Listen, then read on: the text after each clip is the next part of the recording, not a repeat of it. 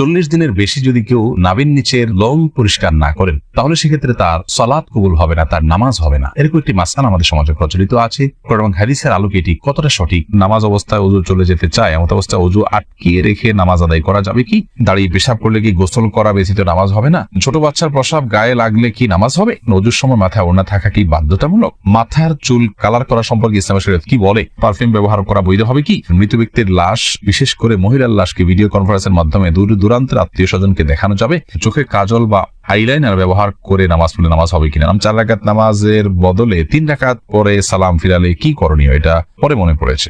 আর বিলম্ব না করে চলুন আমরা প্রবেশ করি আপনাদের প্রশ্নগুলোর উত্তর দেওয়ার পালায়। অ্যাঞ্জেল রুমি আপনি লিখেছেন, চোখে কাজল বা আইলাইনার ব্যবহার করে নামাজ পড়লে নামাজ হবে কিনা? নামাজ হয়ে যাবে। শোভন আহমেদ আপনি লিখেছেন, 4 রাকাত নামাজের বদলে 3 রাকাত পরে সালাম ফিরালে কি করণীয়? এটা পরে মনে পড়েছে। ফরজ নামাজ যদি 4 রাকাত যায় 3 রাকাত সালাম ফিরে ফেলেন, তৎক্ষণাৎ মনত পড়লে তো আরেক রাকাত পরে শেষ নামাজ হয়ে যাবে। কিন্তু আপনি উঠে চলে গেছেন, অন্য কাজ টাজ করছেন, তারপরে মনে পড়েছে, তাহলে আবার আপনাকে সে সালাত আদায় করতে হবে। ইসরা জান আপনি লিখেছেন, স্বামীকে খুশি করার জন্য ফর্সা হওয়ার ক্রিম ব্যবহার করা যাবে কিনা? ফর্সা হওয়ার ক্রিম সম্পর্কে আগে আমরা বলেছি, এটা থেকে আদতেই কি পরিপূর্ণ মানুষের রং চেঞ্জ হয়ে যায় কিনা? যদি পূর্ণ রং চেঞ্জ হয়ে মানুষের আকৃতি পরিবর্তন হয়ে যায় তাহলে সেটা তো জায়েজ নয়। আর হালকা একটু ফর্সা দেখায় এরকম যদি হয় তাহলে সেটা করা যেতে পারে। নুসরাত কবির উর্মি আপনি লিখেছেন, ওযুর পরে ভ্যাসলিন, গ্লিসারিন ইত্যাদি ব্যবহার করলে ওযু বা নামাজের কোনো ক্ষতি হবে কি? না, ওযু বা সালাত ভঙ্গের সুনির্দিষ্ট কারণ আছে, সেই কারণগুলো না পাওয়া গেলে ওযু বা সালাত ভঙ্গ হবে না। বিধায় ভ্যাসলিন বা গ্লিসারিন ইত্যাদি ব্যবহার করলে ওযু নষ্ট হবে না, সালাতের কোনো অসুবিধা হবে না, কারণ এগুলোর ফলে ওযু ভঙ্গের কোনো কারণ পাওয়া যায় না। ওযু ভঙ্গের মৌলিক কারণগুলো শরীর থেকে যদি নাপাক বের হয় বা নাপাক বের হওয়ার মতো যথেষ্ট সম্ভাবনা তৈরি হয় তাহলে সেক্ষেত্রে ওযু ভঙ্গ হয়। এছাড়া সাধারণত ওযু ভঙ্গ হয় না। অতএব ভ্যাসলিন, গ্লিসারিন ইত্যাদি আপনি ব্যবহার করেছেন, কারণ নাপাক বের হয়নি আপনার শরীর থেকে, বিধায় ওযু ভঙ্গ হবে না। এরপর আশিক রহমান আপনি লিখেছেন, মৃত ব্যক্তির লাশ, বিশেষ করে মহিলার লাশকে ভিডিও কনফারেন্সের মাধ্যমে দূর দূরান্তের আত্মীয় স্বজনকে দেখানো যাবে? মৃত ব্যক্তির লাশ যদি নিজের কোনো আত্মীয় স্বজনকে দেখান দূরের, আর মৃত ব্যক্তি মহিলা হয়, যাকে দেখাচ্ছেন তিনি যদি তার মাহারাম হয় তাহলে দেখালে গুনাহ হবে না। তবে সেটাকে ভিডিও করে রাখা, ছবি তুলে রাখা অবশ্যই অনুচিত কাজ, কারণ মৃত্যুর পর মানুষের আকৃতিতে অনেক সময় পরিবর্তন হয়, কিছুটা বিকৃতি ঘটে থাকে। এগুলোকে ধারণ করা, রাখা বা বিভিন্ন জায়গায় প্রচার করার সময় মৃত ব্যক্তির জন্য অপমানের হয়, যেটা তিনি জীবদ্দশায় হয়তো পছন্দ করতেন না যে তার বিকৃত কোনো রূপকে কেউ প্রচার করুক, সেজন্য রেকর্ড করে রাখা অনুচিত। তবে লাইভে যদি দেখানো হয় তার কোনো মাহারামকে, যাতে পর্দার কোনো বিধান লঙ্ঘন না হয়, তাহলে সেক্ষেত্রে কোনো হারাম কিছু হবে না বলে আশা করি। তবে মনে রাখতে হবে খুব দ্রুততার সাথে আপনার দাফন কাফনের ব্যবস্থা করা, এই সমস্ত লাইভ কনফারেন্স এগুলো করতে করতে যেন খুব বেশি বিলম্ব না করা হয়, সে বিষয়টি অনেক গুরুত্বপূর্ণ। জানাজা হাদিসে আসছে, জানাজা খুব দ্রুততার সাথে তোমরা দাও। শাহিন আলম লিখেছেন, পারফিউম ব্যবহার করা বৈধ হবে কি? পারফিউম ব্যবহার করা বৈধ। পারফিউমে যে অ্যালকোহল আছে, সেই অ্যালকোহলের কারণে অনেক ওলামায়ে কেরাম নাজায়েজ বলেন।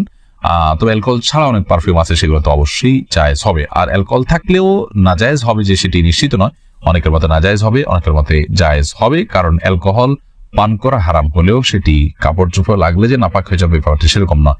এটা যথেষ্ট মত পার্থক্য আছে। সবচেয়ে ভালো হয় অ্যালকোহল ছাড়া অনেক পারফিউম বাইরে হচ্ছে সেগুলো ব্যবহার করা, কিংবা আপনার আতর ব্যবহার করা। আমি ব্যক্তিগতভাবে অ্যালকোহল সহ পারফিউম ব্যবহার করাটাকে জায়েজ মনে করি। এরপরে আব্দুল মা এই আইডি থেকে আপনি লিখেছেন, মাথার চুল কালার করা সম্পর্কে ইসলামের শরীয়ত কি বলে? মাথার চুল কালার করতে পারেন, বিশেষ করে সাদা যখন হয়ে যায় তখন নবী করিম সাল্লাল্লাহু আলাইহি ওয়াসাল্লাম এর হাদিস অনুযায়ী এটাকে কালার করাটাই হলো উচিত এবং সুন্নাহ। তিনি বলেছেন, ইহুদিরা সাদা চুল রাখে, তোমরা এটাকে কালার করবে, ওয়াজান্নিবু সাওয়াদ, তবে তোমরা কালো কালার থেকে বিরত থাকবে। অতএব মেহেদি বা এই জাতীয় কোনো ন্যাচারাল কোনো কিছু যদি আপনি কালার করতে পারেন সেটা সুন্নাহ। এরপরে প্রশ্ন করেছেন হাবিবা, আপনি লিখেছেন, ওযুর সময় মাথায় ওড়না থাকা কি বাধ্যতামূলক? ওযুর সময় মাথায় ওড়না থাকা বাধ্যতামূলক নয়, বরং মাথার ওড়না ফেলে কেউ যদি ওযু করেন, ওযু করতে পারেন। যদি তাকে কোনো গায়রে মাহরাম পুরুষ দেখার আশঙ্কা না থাকে, তিনি মাথার কাপড় চোপড় ফেলে, ওড়না ফেলে মাথার, তারপর তিনি ওযু করতে পারেন। বরং আমরা যখন ওযু করার জন্য মুখমণ্ডল ধৌত করব, তখন আমাদের কাপড় যদি মাথায় থাকে, অর্থাৎ ওড়না যদি টানা থাকে, তাহলে সেক্ষেত্রে এগুলোতে কিছুটা হলো পানি লেগে যাবে, ভিজে যেতে পারে। এই জন্য মাথার ওড়না না রেখে ওযু করা যাবে। যদি মাথার ওড়না রেখে আপনি ওযু করেন এবং আপনার ওড়না খুব একটা না ভেজে আপনার অসুবিধা না হয়, আপনি করতে পারেন। মাসা করার ক্ষেত্রে আপনাকে মাথার কাপড়ের নিচ দিয়ে মাসা করতে হবে, কারণ মাথার ওড়নার উপর দিয়ে মাসা করলে সে মাসা বিশুদ্ধ হবে না। এটাই হলো জমহুর এবং বেশিরভাগ ওলামায়ে কেরাম, ফুকাহায়ে কেরামের মত। খোলাসা কথা হলো যে মাথায় ওড়না থাকা এটা বাধ্যতামূলক নয়, বরং মাথায় ওড়না না রেখে উযু করা যাবে। আর যদি ওড়না রেখে উযু করতে পারেন আপনি, তবে মাসা করতে হলে অবশ্যই ওড়না নিয়ে দিয়ে আপনাকে করতে হবে। উম্মু সুমাইয়া আপনি লিখেছেন, ছোট বাচ্চার প্রসাব গায়ে লাগলে কি নামাজ হবে? ছোট বাচ্চার, ছোট শিশুর পেশাব সেটাও কিন্তু বড়দের পেশার মতো নাপাক, অতএব সেটা যদি গায়ে বা কাপড়ে লাগে, যে জায়গায় লাগে সেটাকে ধুইতে হবে। পার্থক্য এতটুকু, যদি দুগ্ধপোষ্য ছেলে শিশু হয় তাহলে তার পেশাবের ছিটা যেহেতু অনেক বেশি ছড়ায় না কন্যা শিশুর তুলনায়, এই জন্য তার পেশাবের উপর পানি ছিটা দিলে সেটা যথেষ্ট হয়ে যাবে। আর কন্যা শিশু যদি হয়, সেটা যেহেতু তার পেশাব যেহেতু একটু ছড়ানোর আশঙ্কা বেশি থাকে, এবং আরো নানা কারণে, অনেক কারণ এবং রহস্য আছে যেগুলো আমরা জানি না, তো সেগুলোর ভিত্তিতে কন্যা শিশু হলে, সে দুগ্ধপোষ্য হলেও যে জায়গায় লাগবে তার পেশাব, সেই জায়গাটা কাপড়ের জাস্ট ওই অংশটুকু ধুয়ে নিলে পাক হয়ে যাবে। খোলাসা কথা হলো যে ছোট বাচ্চাদের পেশাব যদি কাপড়ে লাগে কিংবা শরীরে লাগে সেটা নাপাক হবে, সেটাকে পাক করার চেষ্টা করতে হবে বড়দের পেশাব থেকে যেভাবে পাক করার চেষ্টা করা হয়। তবে হ্যাঁ, দুগ্ধপোষ্য যে দুধের উপরে টিকে থাকে এরকম ছোট ছেলে শিশু হলে সেক্ষেত্রে পাকের পদ্ধতির ক্ষেত্রে কিছুটা শিথিলতা আছে, পায়ের ছিটা দিলে পাক হবে। তবে সেক্ষেত্রে ধুয়ে ফেলাটাই হলো সংশয় মুক্ত। বিশেষ করে আপনার অনেক সময় খুঁতখুঁতির স্বভাব থাকে অনেকের মধ্যে সন্দেহ থাকে, মনের প্রশান্তির জন্য পুরোটা ধুয়ে ফেললে সেটা অবশ্যই উত্তম এবং ভালো, কারণ পেশাব থেকে পরিচ্ছন্ন থাকা নির্দেশনা হাদিসে রয়েছে। এমনি সাকিব মাতব্বর লিখেছেন, নামাজ অবস্থায় ওযু চলে যেতে চায়, এমন অবস্থায় ওযু আটকিয়ে রেখে নামাজ আদায় করা যাবে কি? অবশ্যই আটকিয়ে রেখে আদায় করা যাবে, তবে স্বাভাবিক অবস্থায় ওযু আটকিয়ে রেখে তারপরে ওই ওযু দিয়ে নামাজ পড়া উচিত নয়। তবে নামাজের মধ্যে যদি আপনার ওযু ভাঙার বা পেশাব পায়খানা বেগ হয় তাহলে সে বা বায়ু নির্গত হওয়ার বেগ হয় তাহলে সেটাকে আটকিয়ে রেখে সালাত কমপ্লিট করা যেতে পারে, যেহেতু সালাত কমপ্লিট করা আল্লাহর কর্তৃক নির্দেশিত, আল্লাহ বলেছে। এরপরে মোহাম্মদ আরাদ আব্দুল্লাহ, আপনি জানতে চেয়েছেন দাঁড়িয়ে পেশাব করলে কি গোসল করা ব্যতীত নামাজ হবে না?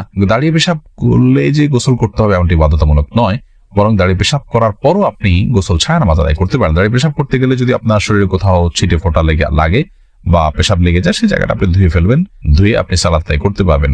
আর দাঁড়িয়ে পেশাব করাটা অনুচিত, অনুত্তম, ভালো নয়, মাকরুহ কাজ। নবী করিম সাল্লাল্লাহু আলাইহি ওয়াসাল্লাম সচরাচর দাঁড়িয়ে পেশাব করতেন না।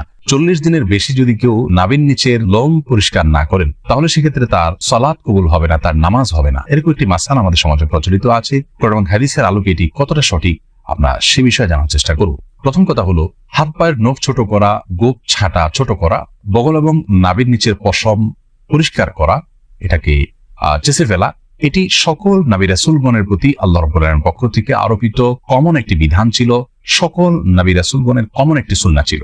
যে সুন্নাহ সকল নবী রাসূলদের জন্য প্রযোজ্য ছিল, একজন ইমানদারের জন্য সেটি অবশ্যই অনেক বেশি গুরুত্বপূর্ণ। আনাস ইবনে মালিক রাদিয়াল্লাহু তাআলা আনহু একটি হাদিস বর্ণনা করেছেন, যেটি সহিহ মুসলিমে বর্ণিত হয়েছে, সূরা নাসা এবং মুসনাদ আহমদ সব হাদিস কিতাবে বর্ণিত হয়েছে।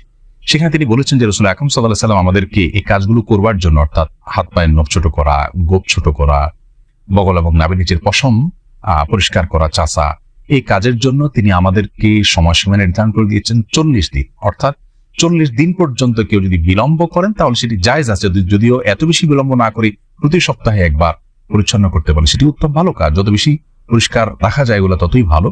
কিন্তু যদি কেউ বিলম্ব করতে চান তাহলে সেক্ষেত্রে তিনি এগুলো না চেষে না কেটে সর্বোচ্চ 40 দিন পর্যন্ত থাকতে পারবেন। 40 দিনের পর যদি তিনি না কেটে থাকেন তাহলে সেটি তার জন্য গুনাহের কারণ হবে, সে কারণে তিনি আল্লাহর কাছে পাপী হিসাবে বিবেচিত হবেন। কিন্তু এর কারণে তার সালাত হবে না, তার নামাজ কবুল হবে না, এরকম কোনো কথা হাদিসের কোথাও বলা হয়নি। সালাত বা নামাজ বিশুদ্ধ হওয়ার সম্পর্ক হলো সালাতের যে শর্ত আছে সেই শর্তগুলো তিনি সঠিকভাবে আদায় করেছেন কিনা এর উপর নির্ভর করে। যার কারণে সালাতের শর্ত যদি সঠিকভাবে আদায় করে থাকেন, ফরজগুলো সঠিকভাবে আদায় করে থাকেন, তাহলে সালাত বিশুদ্ধ হবে। যদিও তার নাভির নিচের লোম তিনি অপরিষ্কার রাখেন, নখ বড় রাখেন, এগুলো করা সত্ত্বেও তার সালাত আদায় হয়ে যাবে। কিন্তু এগুলোকে তিনি বড় রাখবার কারণে, ছোট না করার কারণে, সময়মত না চাষবার কারণে, 40 দিনে বেশি অপরিচ্ছন্ন রাখবার কারণে তিনি একটি গুনাহে লিপ্ত হলেন, সেটি সম্পূর্ণ ভিন্ন বিষয়। আল্লাহ বলে আমাদের সকলকে সব ক্ষেত্রে রাসূল আকরাম সাল্লাল্লাহু আলাইহি ওয়াসাল্লামের সমস্ত দিক নির্দেশনাগুলোকে মেনে চলার তৌফিক দান করুন।